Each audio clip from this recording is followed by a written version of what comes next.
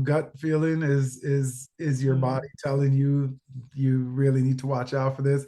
If you're not sleeping well at night, if this is just constantly in your mind, it is not good for your soul, for your body, for anything. You right. need to move on from it. And we ignore these things so much. And sometimes it's because of, you know what I mean, money. Like Yeah. it's usually money or some other thing that's the driving force that, no, I just need to hold on to it. I need to hold on. But actually, you need to let go. Welcome to the Self Care Goddess podcast, where healing stories, practical self care strategies, and science backed tools to regulate stress, feel calm, grounded, and energized come together to help you reclaim your vitality. I'm your host, Rita Savoya, holistic nutritionist, trauma informed breathwork coach, and founder of Breathwork Barista. This podcast is for women who are ready to restore their energy and radiance, reconnect with their bodies, reawaken their inner power, and redefine self care as a way of being. Through science meets soul practices, restorative mind body tools, and real stories of transformation, we'll explore how true well being can help you live with more joy, vibrant health, and authentic connection to yourself and those you love. Take a deep breath in, let it go, and let's begin. Hello, hello, and welcome to another episode of the Self Care Goddess podcast with today's theme, Music as Medicine, a journey through sound, purpose, and healing. Super excited to have a very special guest here today. Before I introduce him, as you know, on this podcast, we walk the talk. So let us find a few moments to literally tune out the outer world. I know sometimes it seems impossible, and so that we can tune in to ourselves. If you're not driving and are comfortable doing so, you could even lower your gaze or even close your eyes to really tune out what is going on around you. And just taking some moments to notice your breath flowing in and out of your body. So preferably, let's inhale through the nose a little longer and deeper than usual, just to deepen those inhales. And then let's sigh it out with a sigh, soft sigh through the mouth. So a slight opening of the mouth as we exhale, a little longer than the inhales. Relaxing our bodies here, allowing the jaw to relax, the shoulders away from the ears. I like to place the tongue on the roof of my mouth just to again tap into that parasympathetic nervous system, which tells the body that we are okay. We're safe, we're supported, we got this. And as you exhale, I invite you to send the exhale to any area of the body that you might be feeling some tension, some stress, some tightness. If you have multiples, just use one area for now, and then maybe do this again later today and send those exhales to the other areas. So the exhales will actually open up those tight spaces and allow them to relax and soften. Continue breathing a little deeper, expanding on the inhales and contracting on the exhales, letting it go. I now invite you to breathe into the area of the heart. So imagine the inhales and exhales flowing in and out of your heart area. Where attention goes, energy flows. So let's energize this beautiful organ that's keeping you alive without you even noticing it. And in this space of immense gratitude for your heart, I now invite you to visualize someone that you're grateful for today. Visualize this person as if they were right here in front of you. And I invite you to send them all the love, the gratitude, and the appreciation for being in your life.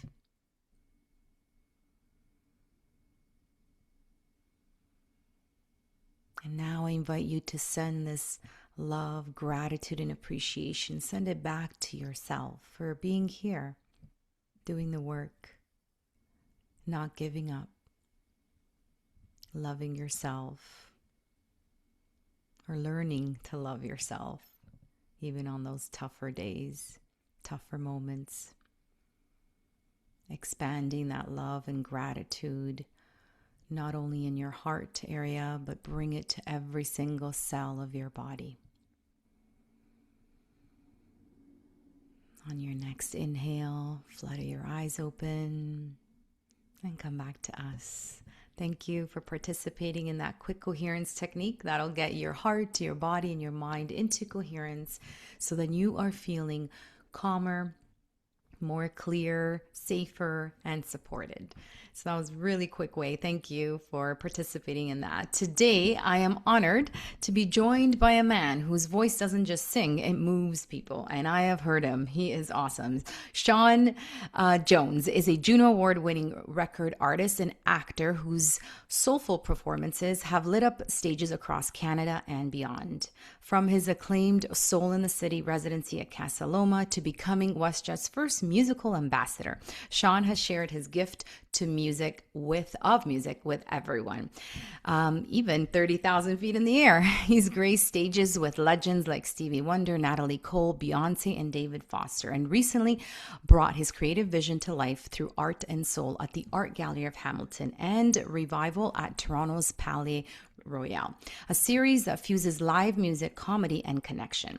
But beyond the bright lights, Sean is an artist with deep purpose, using his platform to give back through initiatives like the annual Holiday Soul Concert, supporting Hamilton Food Share, and continually reminding us that music is one of the most powerful forms of healing and human connection.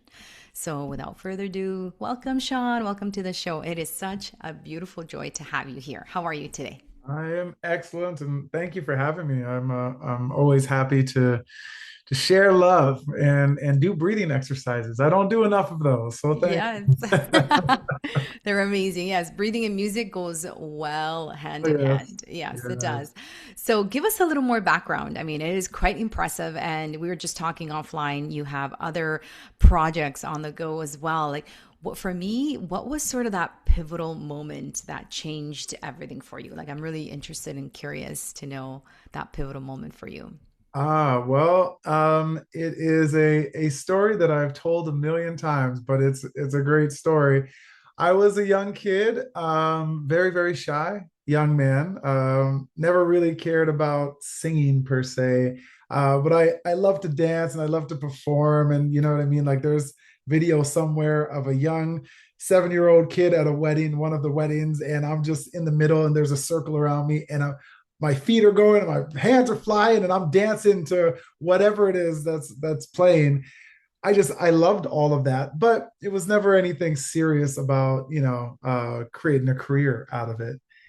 And one day in high school, I'm in French class with Miss Priolo. Miss Priolo, amazing teacher, and Anita Hines is behind me, and I'm humming a song.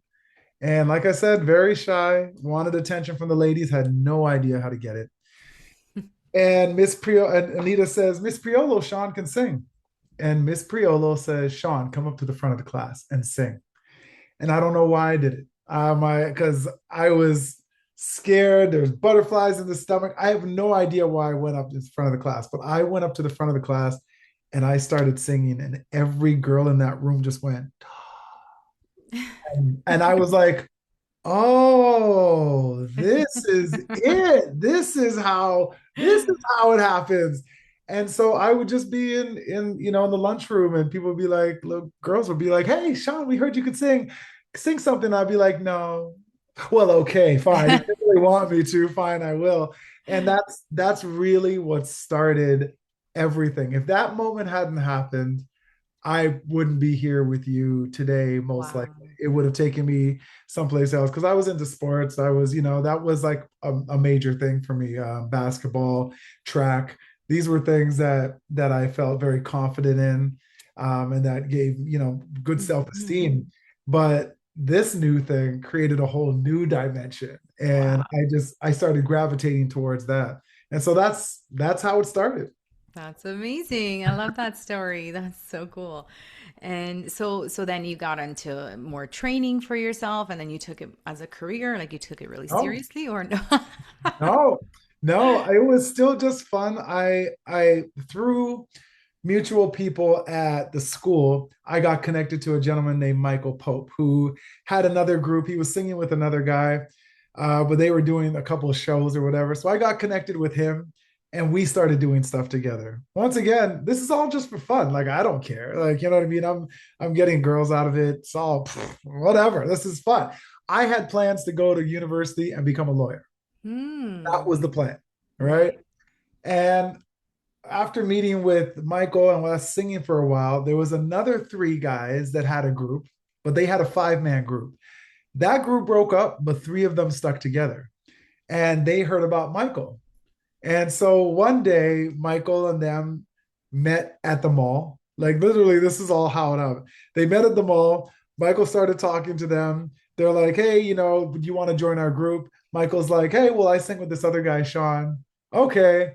We all got together at Michael's house one night and we started battling back and forth. They would sing something, and me and Michael would sing something. And that was it. We formed a bond and we became the group in essence. And in essence, would go around and do, talent shows at high schools. And, once again, this is something that's just fun for me. But these guys, a lot of them, this was serious to them. Like they really had a vision and they wanted to become stars. And so they pressed, they pushed, we ran and we recorded stuff. We took pictures and a bunch of stuff happened, but we ended up going down to New York City where through there used to be a magazine called Vibe. And it was like this amazing magazine that would showcase R&B and hip hop at the time. And Vibe had a music conference in New York City every year. We had no money. It's $500 a ticket to get in. We got no cash, but we drove down there. We stayed at one of the guys' aunt's house. We went to this conference. Everyone's wearing a lanyard. And we don't have these things, but we went out and got lanyards No. from the store. There's nothing inside of them. And we waited. We waited until the security was distracted and all five of us walked in at the same time. Hey, here you go. Here you go. Just flashing nothing. But it was a Wow. lanyard, so the guard wasn't really paying attention. Anyways, we all got in. I wouldn't suggest young kids don't do that. That's breaking the law. However, we did it.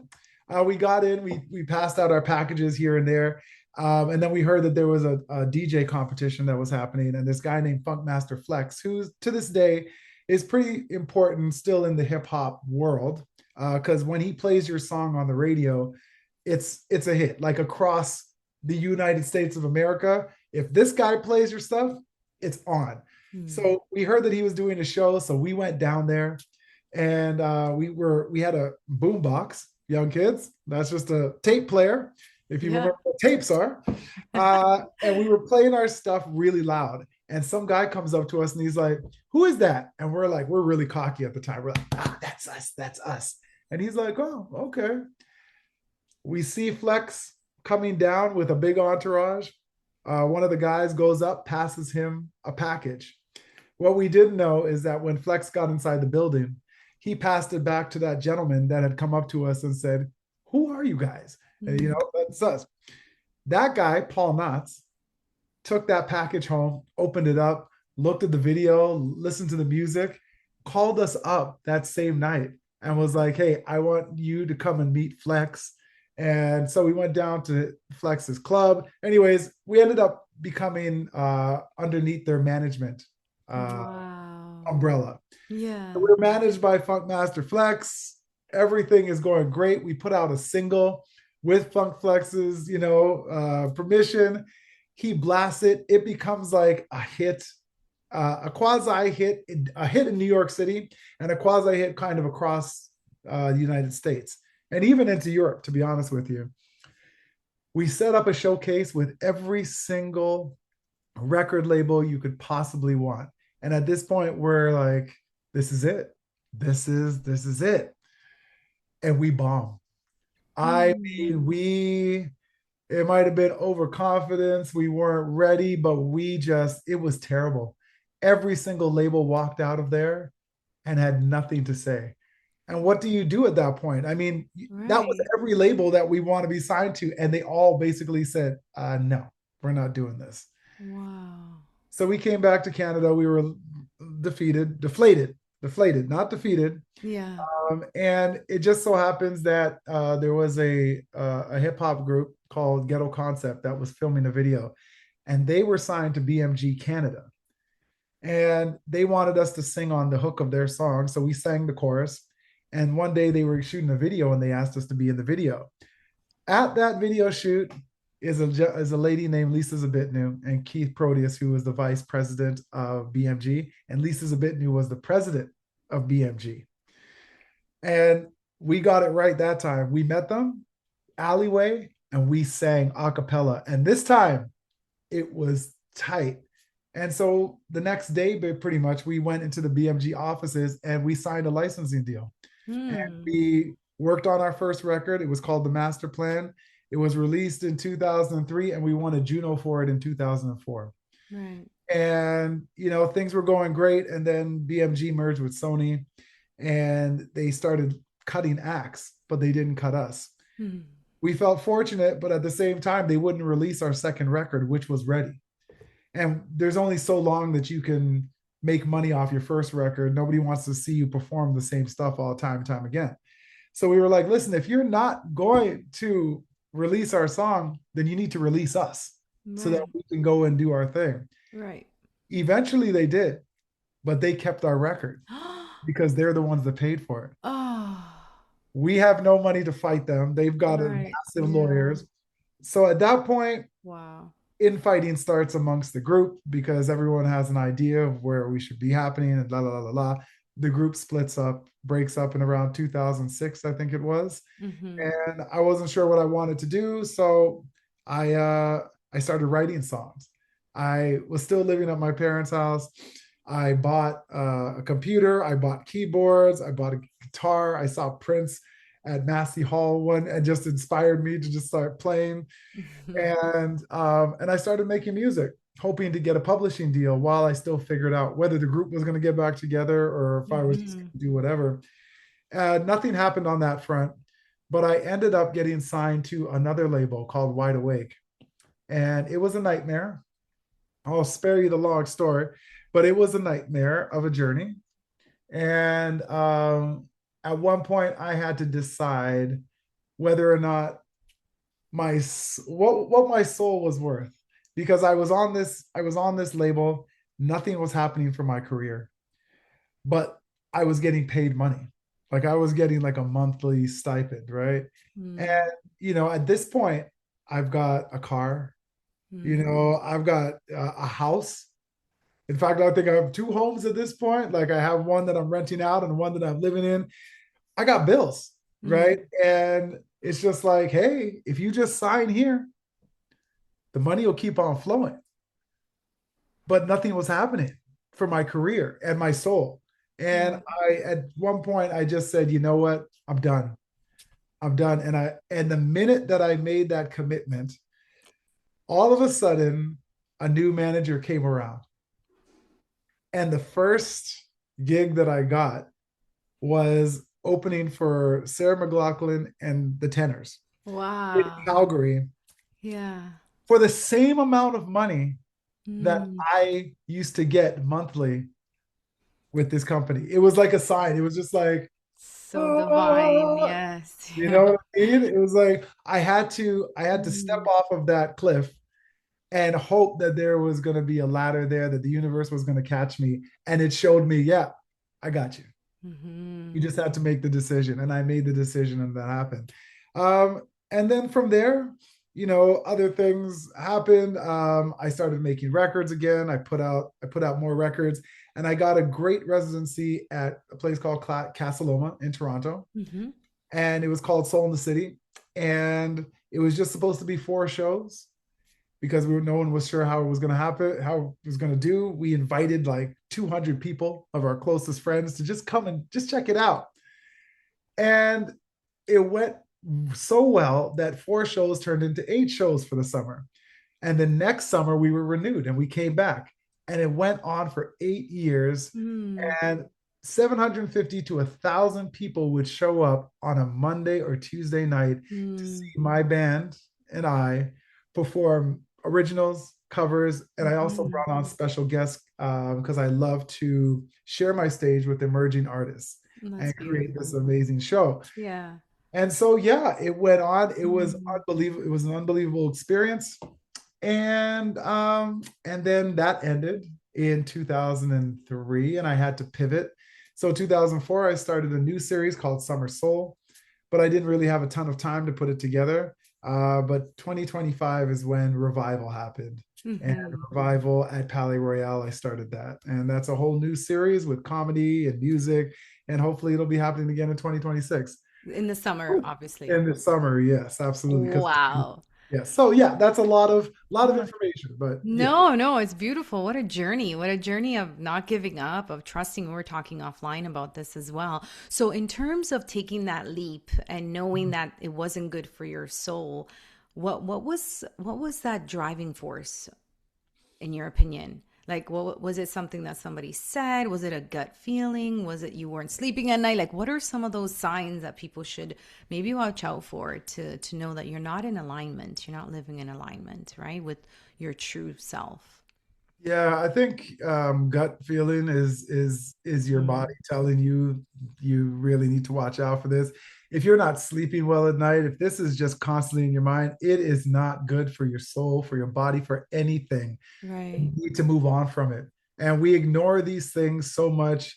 And sometimes it's because of, you know what I mean, money. Like Yeah. it's usually money or some other thing that's the driving force that, no, I just need to hold on to it. I need to hold on. But actually, you need to let go of it. Yes. You need to let go of it. When that starts happening, when it starts consuming your brain and you're not feeling good and you feel stressed, you just need to let it go. No matter how hard it may be, you got to let it go. And I promise you, you'll feel better and things will start moving in a different direction and a more positive direction for you. But you got to let go of it first. And Mhm. eventually, the universe, God, whatever you want to say, will make it so you have no choice but to move on. So you can Mhm. choose by yourself, or you can do the long journey until the universe says, okay, clearly you're not going to do this on your own. So here's the real sign, and just do it. And that kind of, I can tell you a bunch of different stories about that kind of thing. But like even the residency that I had at Casa Loma, you know, it was like there was things that were bothering me there. And Mm, but the money, the opportunity, I kept on saying, just a little longer. Just a little mm, longer, I'll get what I need, and then I'll go. But mhm. that was never gonna happen. It was Mhm. never ever going to happen. And eventually the universe was just like, Yeah. okay. And I got the call one day and it was just like, yeah, we're moving in a different direction. And it's like, oh, Were you happy? no, because I Okay. was like, because You weren't ready. I wasn't ready. I was like making plans to like do stuff, you know what I mean? And then all of a sudden it was just like cut. So at the moment, I was pissed. Like I was upset. But in hindsight, Yeah. and I can look back on it now and a little bit, further on as the months went on, I realized that this is what actually needed to happen in order for me to create the correct environment and create my own path and my own journey. Of course. And do you find that we have to go through those growing pains, I guess, for lack of a better word, um, or no? It's Yeah, something that no, you have to. many of us have to go through that, you believe, or Yes, I do. I 100% do. There is no growth without a little bit of pain. I'm someone that took kinesiology. I did go to university. I took kinesiology at university, not law, because I decided I didn't want to sit inside of a library for 8 hours of a day. hmm I took kinesiology, so I know about physiology, and the way that muscles grow is the very much the same as the way that our souls and our brains and everything else. You have to give it some sort of resistance, some sort of exercise, some sort of you've got to face some sort of adversity in order to grow in any sort of way. And Mm-hmm. so, yes, does it have to be as painful as it, you know what I mean? As sometimes it needs? No, probably, because if you just listen to your body and your head and your soul, maybe you could have stopped the pain a little bit sooner. But you've got to experience that. You've got to become uncomfortable in order to grow. It is the only way, I believe, at least for Mm-hmm. me. I think Mm. that's the only way. Without that, and not to mention, without the pain and the discomfort, you can't really appreciate Yeah. the beauty of Mm-hmm. the of when you get to that other side, right? That's true. You'll never be able to truly appreciate it. Uh, Mm-hmm. and that's, I mean, it's a longer discussion about other stuff, but a lot of this new generation doesn't quite understand about discomfort. And because everything is like really, really fast and easy, right?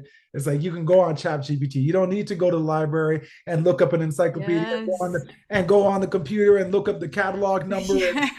You don't need Or to do you do all remember that. those fish things, Oh my whatever they're gosh. called? Oh my gosh. Like, you don't need to do any of that. Now it's just, Yeah. oh, I'll Yeah. just type it into the massive computer that's literally sitting in my hand and ask it what the answer is. Mm-hmm. You don't need to read the book because there's a synopsis that is Yeah. given to you with all the key points. And it's just like when you miss out on that, you're missing out on a lot. Right. Mm-hmm. And so, anyways, It, that's a longer discussion. it is a reflection. It really does reflect back on how you apply these things in real life, right? Yep. So, in your opinion, maybe I'll just go back to this and kind of Sure. expand. Do you feel that whose responsibility is it to maybe provide a little bit of challenge? Is it the parents? Is it the like schools? Because I know they do actually test to see if it actually was AI written, but you Right. can fool the system to make it sound more like you and all of that stuff, all of that jazz. But yeah, how can we correct that in your opinion? Oh, as parents, yeah, it's Yeah. definitely it has to start at home. Yeah. It has to start at home. I mean, the Mhm. school system has its definitely has its flaws as well. So there's stuff that needs to be corrected on that end. But at the end of the day, your child is with you like a lot of hours, and Yeah. it needs to start. I Yeah. believe it needs to start there, Hmm. with the reading and the writing and the mathematics, and Hmm. not so much screen time, and just letting them Hmm. know about the world and how, it's not an easy thing. It's not a quick fix. I have an 8-year-old daughter, and Okay. she's very athletic, extremely athletic. And, she's in gymnastics on like almost a competition level, and she's in rep soccer. And, and I see her out on the field, and she's doing her thing, and she's doing drills really, really fast, but they're not correct, right? And then she gets in the game and she's making the same mistakes and whatnot, or she's just Hmm. on the field, looking at other stuff. And I sat her down the other day, and I was like, listen, you're very athletic, and that's great, but at some point, your natural ability isn't going to be enough. The people that are actually working hard and focusing are the ones Yeah. that are going to excel. And eventually, your athleticism isn't going to do it for you. And it's a tough thing to try and explain to a kid without hurting their feelings. But at the same time, you know, when I was growing up, we weren't Yeah. thinking about feelings, Yeah. right? It's like, no, at some point, you got to like figure out a way to tell your kid what needs to be told. Yes. They will process it. They will. They're stronger than we all think that they are. Of Right? course. I agree. I so agree that it is definitely the parents for sure to take on that responsibility. And it's almost like they want to do the opposite of what our parents did, right? Mhm. Which was show no emotion and Absolutely. or no empathy and no compassion. I mean, my mom more than my dad for sure, but yeah, it definitely was tough, tough love. And now, Yep. but I feel like they're going like too extreme. And Yes. then and then maybe the generation like your daughter's generation, they'll actually get it right because they'll be Maybe. like Yeah. Maybe they'll get it. Like, yeah. Maybe because the pendulum swung one way really hard.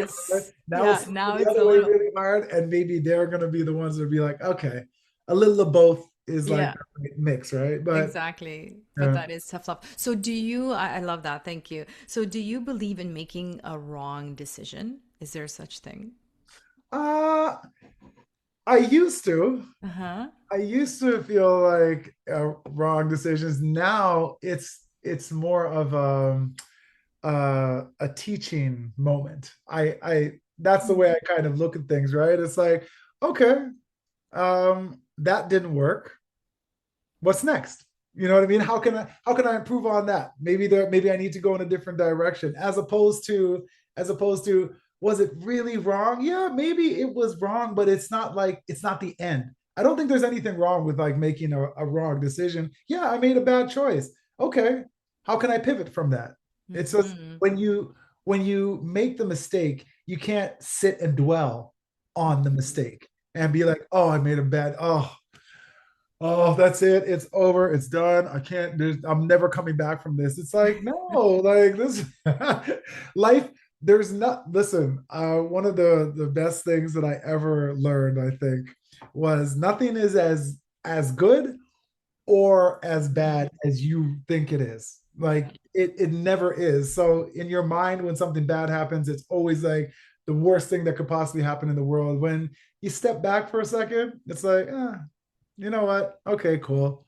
Yeah. I'm gonna survive. I'm gonna live to see another day. It's all good. Now can we pivot? And at the other end of the spectrum, wow, that was absolutely amazing. But as a musician, it's like, okay, that was great, but let's not sit in that. Let's Mm-hmm. continue to see what needs to happen in order to keep those kind of moments happening again and again and again. Because if you sit in that, you're just going to be stuck. And then when the next moment opportunity comes around, you're not going to be prepared because all you were doing is like, I got this. Like that moment was amazing. Of course, the other moments are going to be amazing. No, that isn't the case, actually. Right. Yeah, that's so interesting. There is a yogi philosophy where they talk about contentment, where Mm, you're right in the middle. So right, yeah, even like they actually say that overly positive thinking is not a good thing because then you're always on this side of, right. talking about a spectrum. And then the negative thinking obviously attracts more negative thinking as well. But coming to the middle, staying in that, for me, I'm like, no, I think being positive is awesome. We should always be positive, right? No matter Right. what. But then you're just, when something doesn't go well and it goes wrong, you're just like, it's such a big swing that you need to Yes. do that it can take people days, weeks, years, right, Yes. to actually come Yes. back from. But if you're right in the middle, when something, well, exactly what you're saying, when something good happens, then yes, you celebrate it, but come back to the middle, stay humble, right? Because then when it doesn't go well, you don't get the next project or whatever it is, then when you go into that negative loop, it's easier to come back to the middle. It's Exactly. always easier to come back. So Yep. yeah, for me, it was a little tough to hear because I always want to be like looking at the bright side and yes, this too Oh. shall pass, which is great. So now I give myself a little pity party for like half a day. I can cry, I can just like, oh, this sucks, this is not working, what am I doing? Being an entrepreneur, right? It's just like so many Oh, yeah. ups, roller coaster of a ride. And so I'm like, okay, today I'm gonna file this day under G, garbage. I'm just gonna take a walk, go in nature, and just come back tomorrow with like a fresh set of eyes and also mindset. So yeah, I do give myself this leeway just to Yes. kind of, yeah, a pity party I call it, for like a little bit, and then I come right back. Yeah, because it's not healthy, for sure. No, no, not at all. So music, for me, I mean, I have a saying that it's actually niche, actually. Life without music is a mistake. And it's Uh-huh. like, I always use that saying too. I have a speaker almost everywhere and I bring it with me, even in the shower. So for me, music is like, oh, I need it around me all the time. And my breathwork experiences, and I'd love for you to actually experience one. Music, evocative music is so part of it because it is so healing. It is another healing modality. It really is. Right. So when you couple it with other modalities of healing, it just like transforms a person's journey even more. So I'm curious because it is very emotional for sure. I'm just curious for you, has it been medicine for you as well? And maybe you can share a time when it really helped you through a moment in your life. Oh, yeah. I think it's not even about any particular moment. It's Mm-hmm. about um when I'm not feeling great emotionally, per se. Mm-hmm. You know, I can try to pinpoint this, pinpoint that, maybe this happened, that happened. But when I really come back to it, it's generally because I've been focusing so much on the business end of music that I haven't had any time to actually create anything. And that's where my soul truly opens up. Mm. And when I miss, I my soul misses that. And so and it literally makes me emotionally upset and this, I'm in distress almost in a sense. And I get certain bumps when I go out and perform. Like anytime I hit a stage, Mm. I light up. It doesn't matter what's happening, what has happened in the past, what happened an hour before, it doesn't matter. I hit that stage, I see people's faces, I'm singing. The world is a beautiful place. Once I step off that stage, I'm in like, you know what I mean? Like that right after that climax phase in sex. It's just like, okay, everything is beautiful, everything is great. But then I tend to sink back into next day. It's like, oh boy, okay, Gonna more start again. problems. Let's start again. But like right now, as I was talking to you, I've been like really busy doing a whole bunch of stuff and planning, and things have started to slow down. And I am focusing more on just playing and singing and writing new music and creating. And my mood is just like I know it's changed. And it's so funny because I should know this by now. I've been in the game 25 years. I should know this, but every single time it happens, it's like, I haven't been creating. Like every time, every single time. Instead of, I need to get better at recognizing, you know what, I'm not feeling great right now emotionally. Like what's going on, and be like, okay, I haven't actually been creating. I need to spend some time just being with music again. Right, Um, right. I need to get better at that. But yeah, like it's an ongoing process. There isn't even like one particular moment. It's just like I Mm. understand this is who I am Yeah. and what music is for me. And Mhm. so yeah, I'm just trying to live that truth, Yes, every and single day. Yeah, and share it with share the it. world. Yes, and that's exactly Absolutely. what you're doing. You just light up when you're talking about it. It's so beautiful to see, for sure. Yeah, no, it's just super fascinating. So in the business world, I teach leaders how to time block.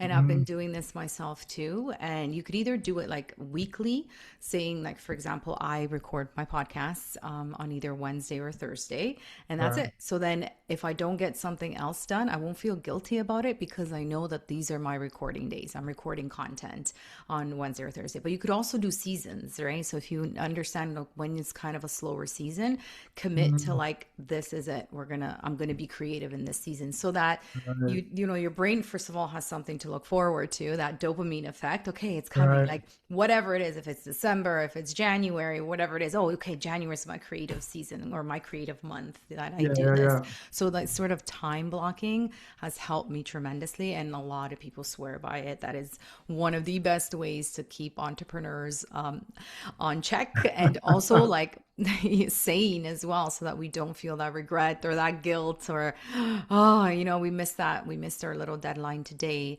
And yeah, maybe you can try it as well with the creative, or it doesn't even have to be. It could be like at the end of the week, or an hour, I don't know, on a Sunday afternoon or something. Yeah, no, that's a fascinating way to think about it too. I need a little more structure. It's interesting too because I feel like a lot of the great entrepreneurs are a little bit ADHD, right? Like we're Yes. constantly thinking about like we're doing one thing, but we're thinking about Yeah. another thing, and we're able to compartmentalize all Yes. of these things, and the really successful folks figure out how to do that. But you know I'm constantly like my phone is filled with voice memos of just Yeah. ideas and ideas and ideas of songs that I'm like, oh, I gotta finish that sucker, I gotta, and then I get consumed with something else with the entrepreneurial side. And Right, so, right. yeah, finding a time to actually, a dedicated time, maybe just to work on the idea Yes. until it's finished, Right. and then move on to the next one. That's Exactly. actually a great idea. That's a Yeah, good for idea. sure. Yeah, no, definitely. And also energy exchanging. Like we do this a lot in my field where like I'll give somebody a breath work class and then they do something for me, right? So delegating some of those tasks can be Right. very daunting as well to like do everything yourself. And Yep. so just an energy exchange. And honestly, who wouldn't want you at their like, their function or a party or, so you could kind of like exchange your energy that way and they can help you do whatever it is you need help with. So kind of looking Yeah. at maybe not how to do it or what to do, but like who can do it, who Who can can do help it? you. Yeah. Interesting. Okay. Yeah, for sure, for sure. So, in terms of like if there's anyone listening right now and like you has this creative spark every once in a while but has obviously duties and a regular job or whatever, what would you recommend, what would you say to them in terms of inspiring them to really follow what their soul's calling is? Um, I think you gotta just listen. I'm not the I'm not gonna say quit your job. Just go for it. Because I do not believe that it works like that at all. I think if you're truly passionate about something, you start. You just started. Whether that's in your free time, whether you're at work, you know what I mean, and under the table you're working on whatever it is you're doing. Um, just start the process. Start the process and start taking it seriously in your free time. If you've got that free time and you, like you said, mark out a certain amount of time on the weekend or whatever, and start working on your art or whatever the project is that fills your soul. I believe that the more that you do that, just like I stepped off the cliff when I said, no, I'm not signing that contract. And all of a sudden, universe caught me and I got something else. That was the moment that was meant to happen. And I had to do it then. I believe that the universe will start bringing opportunities to you. You Hmm. just have to start taking the steps towards it, and the opportunities will start to come, and it may be small, maybe it's a small little job that you get at first, and then but if you're constantly looking, like you want to change fields completely, and you might all of a sudden start looking at the classifieds and be like, oh, a job opens up. Hmm. Oh, I could definitely do that. Maybe the salary isn't right just yet, but that's the universe showing you, you know what? Yeah. There's stuff out there for you. Just keep on going. Keep on going. Hmm. One of the things I tell young musicians is the hardest part about the game is that you've got to figure out a way to keep yourself in the game long enough Hmm. for that opportunity to come. And so, whatever it takes, whether you've got to wait Hmm. tables, whether you've got to, you know what I mean, be a cook, work at a job, slug things around a warehouse while you're working on whatever it is that you're music wise, whatever you've got to do in order to keep that going, do it. Because the Hmm. longer you stay in, the more chance that opportunity is going to come for you. Because the moment that you stop, there Of it's course. done. It's absolutely done. So Hmm. if you're at a job right now and you don't like what you're doing and there's a passion that you have and you feel like it would be something that's great, amazing. Keep on working at it.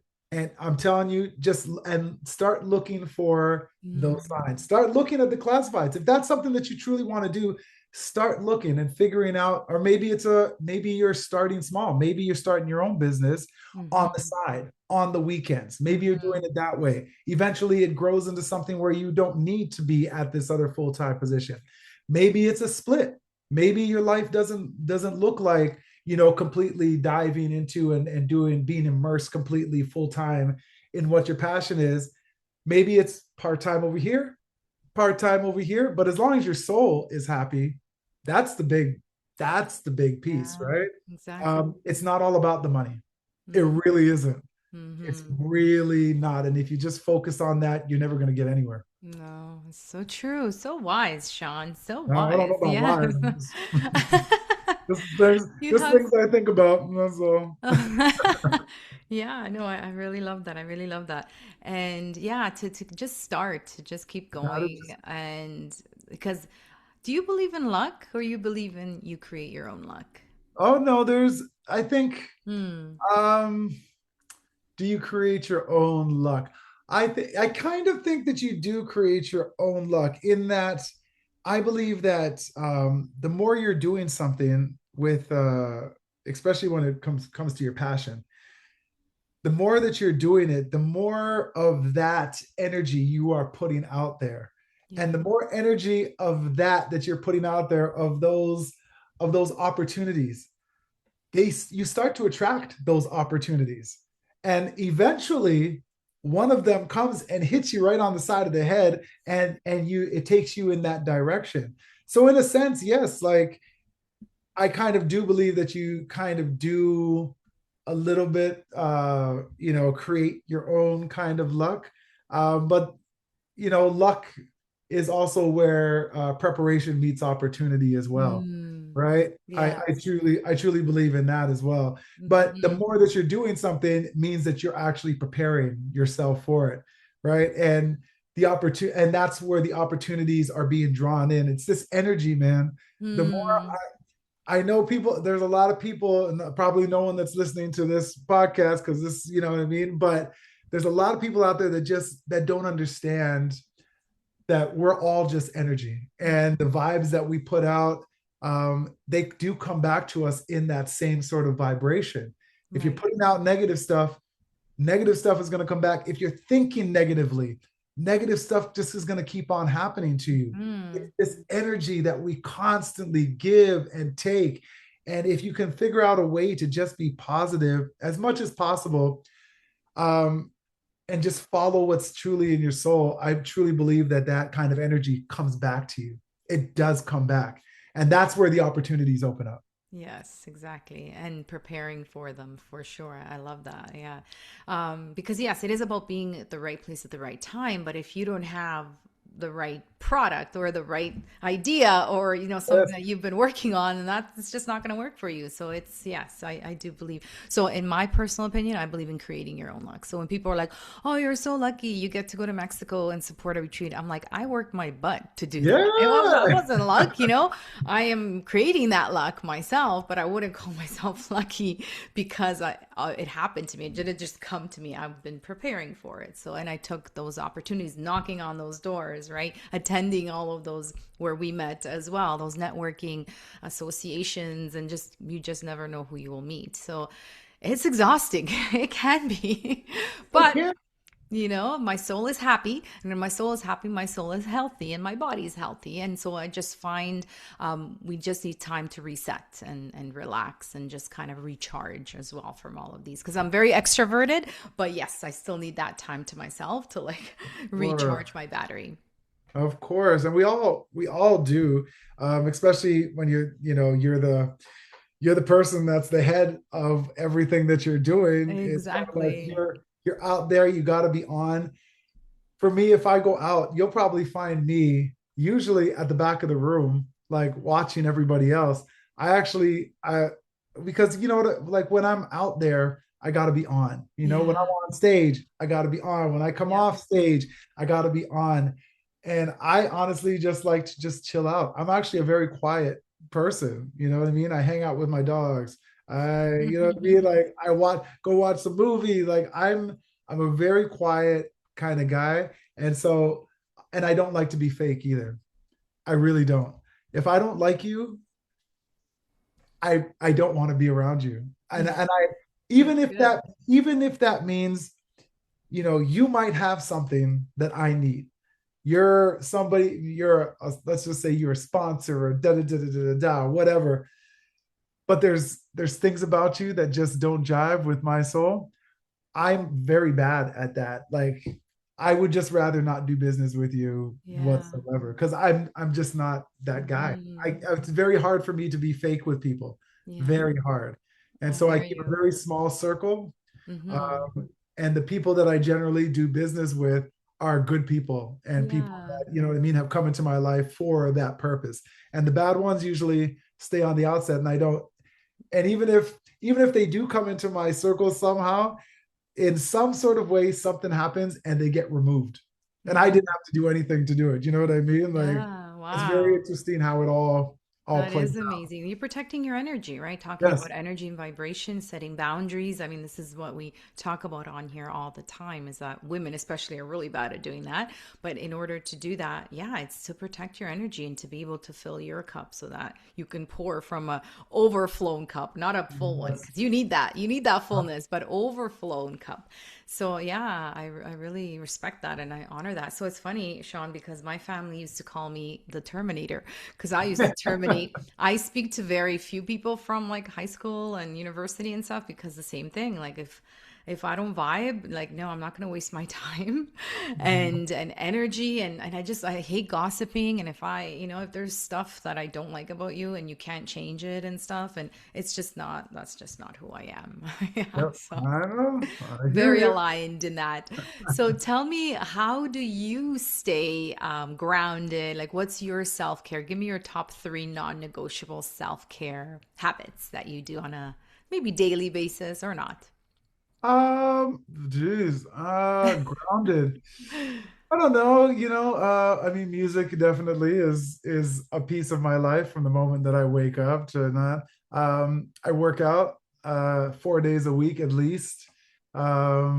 That's another piece that's just like if I'm not feeling great about things, uh generally I haven't been down to the gym in a little bit. I put a gym in my house so that I wouldn't even have to go out to anywhere Hmm. else, right? I don't got to drive. I don't even got to think about it. I just got to go down the stairs and Right. work out, and it makes me feel absolutely fantastic.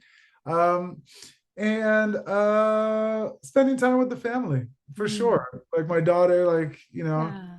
I still I still look at her and I'm still amazed every time I look at her. It's been 8 years and I'm still like, wow. When she says daddy, it still melts my heart. Aw. Still, and Mhm. probably always will, and Beautiful.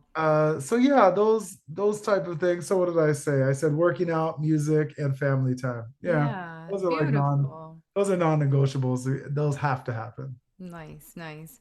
So, what is the best advice that you've ever been given, Sean, that still holds true today? Oh man. Jeez. Best advice ever been given. I mean, I think I already gave it. I mean, that Mm, one that was kind of like nothing is ever as good or as bad as you think it right. is. So just kind of just always understand that there's a nice little ground that you just need to like stay humble, right? Yeah. And I've been able to do that. Um, and my dad, my dad always used to say at one point, he was like, he was like, if you're gonna do something, do it well. If you're gonna take the time, no matter what it is, Mm, right? If you're gonna take time out of your life to do something, make sure that you do it 150% and put your all into it. Don't just say because it's just something small, whatever. And I take that to heart with everything that I do, especially in performances. I don't care if there's 40,000 people in the crowd yeah. or if there's going to be one person in the crowd. I'm going to give you 200% of Sean Jones. Mm, And it has worked for me forever because you never know if that one person or two people in the audience, you never know who they are. yeah. And I can tell you that there's been a bunch of times where it's just like, I don't even know who these people are. I gave them my everything, and it ended up leading to something way bigger than I could have ever imagined. And it was Wow. just like, but if I had just phoned it in, Yeah. I wouldn't have got the other opportunity on the other end. So Hmm. I just take pride. I take a lot of pride in the stuff that I do. And Yeah. it's one of the things that I think has gotten me this far. For Right? sure. I love that. I love that. And it's very similar to the saying how you do one thing is how you do everything.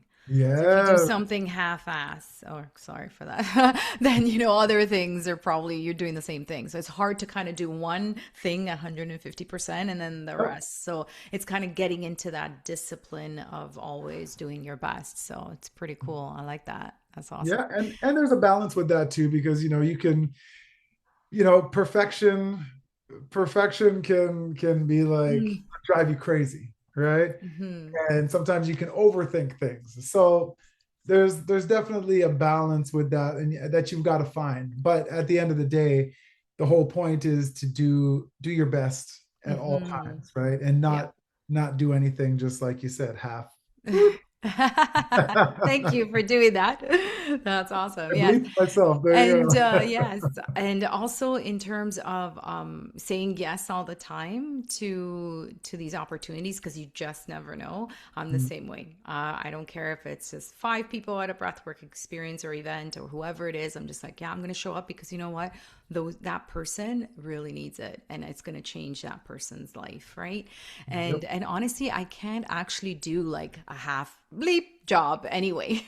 It's like when I'm there, I'm there. I'm gonna give it my all. Like so, I've kind of trained myself to do that, which is Yep. great. But you're right, it can be exhausting, and just looking out because I am a recovering perfectionist, looking out for those signs that Uh, no, you know what, I think I can walk away. Like I do a lot of my own Canva stuff, and can I tell you, right, I can be on Canva forever. Like oh, maybe I'll do this blue and maybe this yellow, and it's like no, no, no, Rita, walk away. So again, I give myself okay, I'm gonna do 20 minutes, and I'm gonna do this in 20 minutes, and whatever right, gets done in 20 minutes, it is done.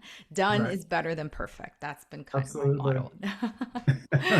Amazing, amazing. So, what is your legacy? Just to wrap up here, this beautiful conversation. What do you want to leave your daughter, or what do you want to be known for?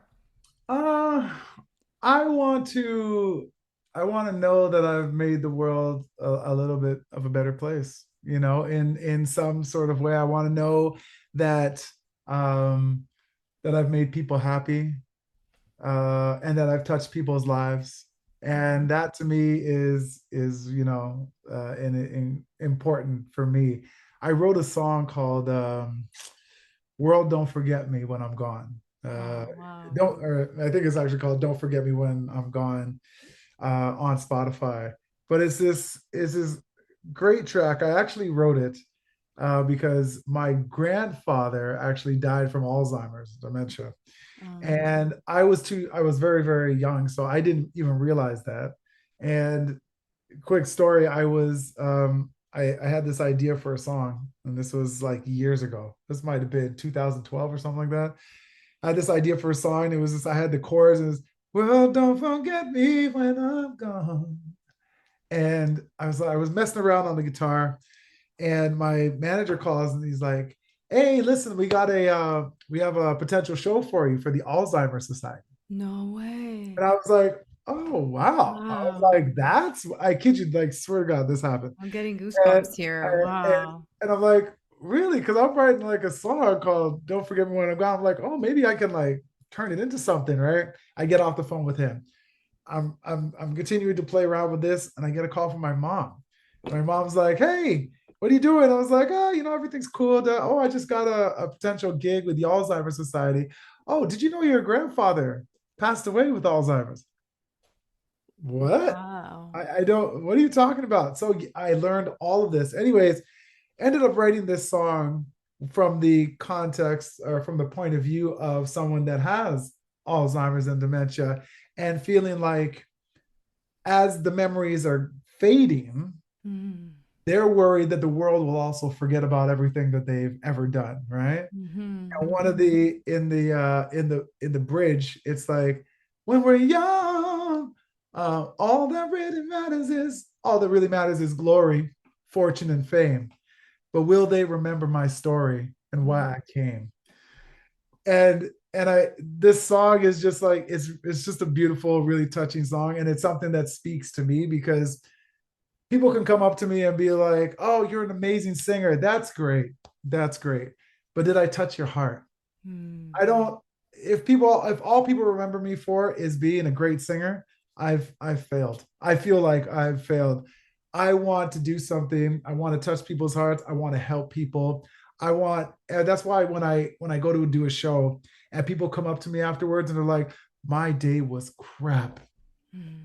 Thank you, because I am leaving here on a high right now. This was the best moment of my summer. Mm-hmm. I haven't danced like this literally in years. Oh my Mm-hmm. goodness, me and my husband, we haven't danced, we haven't heard that song in forever. That was our thank you." Like, they literally, and that to me is everything. That is why I am here. That is why I'm doing what I'm doing. And so that's what I want to leave. That's you know, I hope my daughter hears that from people when I'm gone, right? Mhm. That's it. So beautiful, Sean. Wow, that's really heartwarming, really, like what you said. And yeah, you're definitely leaving this legacy behind, even just conversation. Thank you for saying yes to the conversation Of as well. Thank course. you for allowing me to share your story with my community and beyond. And just it was such a beautiful, heartfelt, soulful conversation. I was not expecting it to. I knew that it was gonna be epic. I knew it was gonna be awesome, but I was not expecting to touch all of these beautiful, beautiful things that we talked about. So yeah, thank you from the bottom of my heart. I think I'm gonna play this song right now. I want to I hear it know. now. I'm telling Yes. you, go take a listen to it. It is a very I've had unfortunately I've had to sing it at a few funerals Funerals, as well, yeah. but the message is always the same, right? It's like just don't forget me when I'm gone, right? That's so that to make That's to live a life with purpose and intention, right? Beyond what you said, that's it. the money and the fame and whatever it is, yeah, that we lose, Nothing. And most of we us. don't recognize it until sometimes until it's too late, right? And it's Mm, just like when you're young, all you're thinking about is, you know, mm, having fun and this and that, and yeah, fortune and fame. And you get to a certain point in your life, you're like, you know what? None of that actually even matters. matters anymore. Do you want to All give the it? richest, all the richest people in the world are all miserable. They're like they're literally miserable people. You think about that, right? That doesn't say something, then yeah, I right? There's got to be more to life than that. And it is yes. living a life with purpose, allowing your soul to really flourish and be in alignment with your values and who you truly are authentically. And you've demonstrated all of that. So I can't wait to see what the future holds for you and more of you. Yes. Yes. Yeah, yeah. No, great things. Sending you good luck vibes and Love it. Love awesome it. positive vibes for sure. Do you want to leave us with the chorus of that song? That'd be a really cool way to close the show. Or Uh, even just those two sentences that you said. well, don't forget me when I'm gone. Just let my story linger on like a good old fashioned song, like a ripple in a pond. Don't forget me when I'm gone. Don't let this memory just fade from out of sunshine into shade. Like a guitar never played, like a dream that pulls away. Don't let my memory fade. When we're young, all that matters is glory, fortune, and fame. But will they remember my story? How I lived and why I came? Yeah. World, don't forget me when I'm gone. Just let my name stand strong. Like the sun that meets the dawn, like a kiss that's sweet and long. Don't forget me when I'm gone. Ooh, like a good old fashioned song, like a ripple in a pond. Don't forget me when I'm gone. Oh, wow. You had me tearing. Oh, wow. That was so beautiful. So beautiful. Those words, beautiful. So Thank heartfelt. you. Thank Thank you. you. You're amazing, Sean. Thank you so much for Yeah. the time. Thank you for sharing your story and all those beautiful golden nuggets. Lots of wise words here. I can't wait to pick them out and share them on social media with you as well and just allow the world to see what a beautiful, beautiful soul you are. So thank you. Oh, no, thank you. It is not a coincidence that we are meeting and that I am here. You know, like I said, you never know. I took the gig. I thought it was an amazing event that I should be a part of. And I just knew that there was more that would come out of it. So thank you very much for being, you know, attracted to the vibes. And now we are connected, and you Yes. know, I hope to stay connected with you and the rest of your listeners. So yeah, thank you very much. I appreciate you. Have a beautiful rest of the day. Take care. You too. Thank you for tuning in to the Self-Care Goddess podcast. If today's episode inspired you, share it with another woman who's ready to reclaim her vitality and lead from within. To continue your journey, be sure to subscribe, leave a review, and connect with me on ritasavoya.com. Until next time, remember, self-care isn't selfish, it's your superpower. Take a deep breath in, exhale, and keep rising. Ciao for now.